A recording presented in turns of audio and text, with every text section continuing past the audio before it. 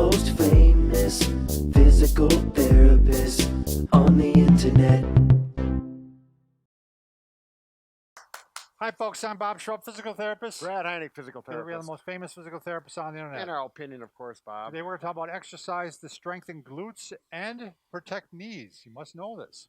Now, the idea is that you have painful knees, but you still want to strengthen your glutes, right? Or you don't want your knees to be hurting while you're strengthening your glutes. Right, or you don't want to create knee pain, strengthening your glutes because of poor body mechanics that you're not aware of. Sure. So we're going to explain that, and we got 3 different sets to go through, concepts. And but before we do that, Bob, if you're new to our channel, please take a second to subscribe to us. We provide videos how to stay healthy, fit, pain-free, and we upload every day.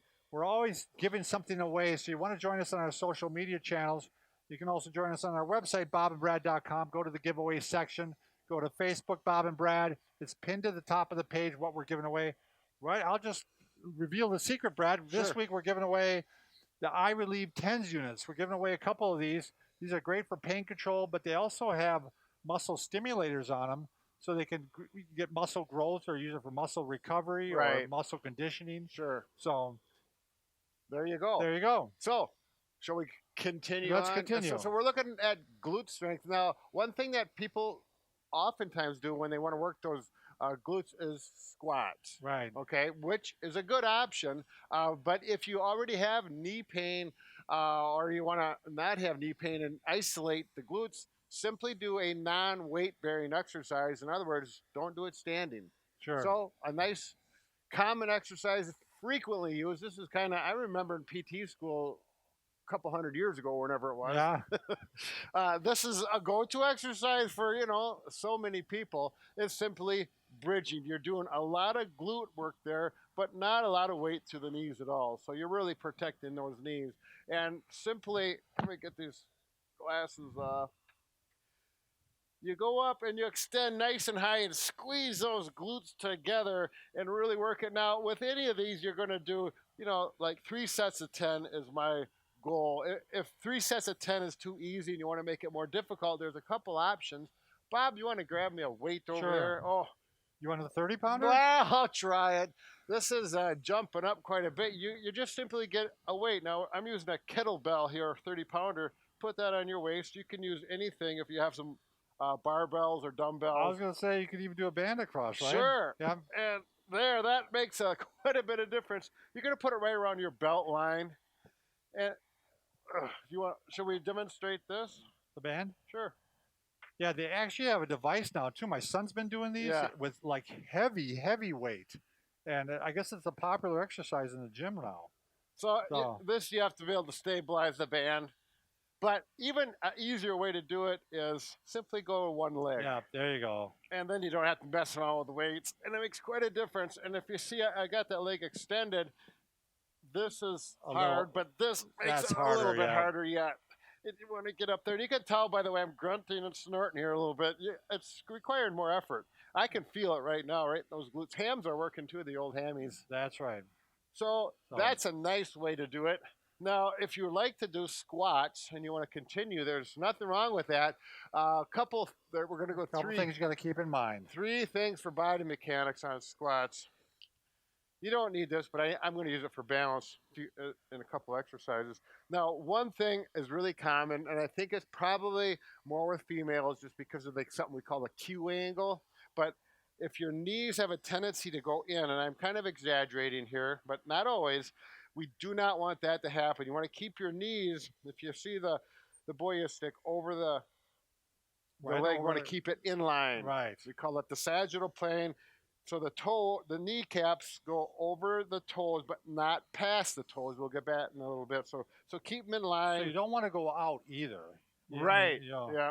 My knees don't go out. So, but some people may have a tendency for their knees to go out. They just had another article about this. Young girls are more susceptible to ACL injuries because, especially volleyball players, because they're landing like this. Sure. Yeah. And so one of the things we've been teaching patients of ours is how to land. Right. When you land with the knees straight over the toes. Yeah, we want to keep those ACLs. And that females have a propensity for that because of their hips and some mechanical things that are exactly. So you've been seeing more ACL injuries with them, is what's Sure. been happening. okay. So, Next thing, go if from you a side view. Do you want me to hold it, or yeah. are you okay? So if you have a line from the toes up, a plumb line, yep, you don't want your knees to go past like this when you squat. You want it to be that puts back a lot like of stress this. on the knee, a lot of Right. stress on the knee joint. So you can see my knees, and when you do that, my heels, you can see, stay flat to the ground. If I go like this, I'm going up on my toes, and that's even harder to balance when you do that. So it makes for a better squat. And make sure your feet are wide when you do these. Don't do squats with your feet together. I have a lot of problems with that with people who have not done a lot of these before or have been kind of sedentary in the past. So we're going to work that. And then the last thing, 90 in the hip. Don't go any further than past that. Yeah. There's some discussion about that, particularly with people who are really intense on squatting, but we're not going to get into that. And actually, if you're having knee pain, you may want to even go less than that. Right. You may want to do a half shallow a squat. squats. Right. Because the way the knee joint is, if you're like having trouble with the cartilage, the cartilage really doesn't get wore until you start getting down to that 90 degrees. Sure. Yeah. So if you're going to much less, you're not putting as much stress on the cartilage. And then if you want those squats to work, make sure when you get up in this area, you're squeezing those Squeeze buns the butt, together. yeah. Squeeze them together. Get maximum effort out of those glute muscles. Now, the other one, this is kind of more probably see this exercise mostly in therapy, but maybe not. It's just simple step-ups. And when I do this, I'm teaching body mechanics, but it is working the glutes, and we're just doing it on one leg. You can go to some stairs and just stand up like this. But this one, you're really focusing on keeping things in line because a lot of people have that tendency to go in that way, just like that. You'll see a little arc.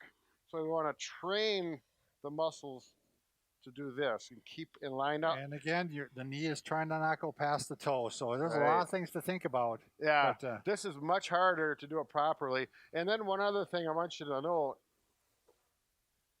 is look at this leg. I'm not trying to touch with my toe because that's cheating. That doesn't do near as much work. This works the quads well as the glute. But I have my patients pull my toes up, keep everything in line, and just touch the floor.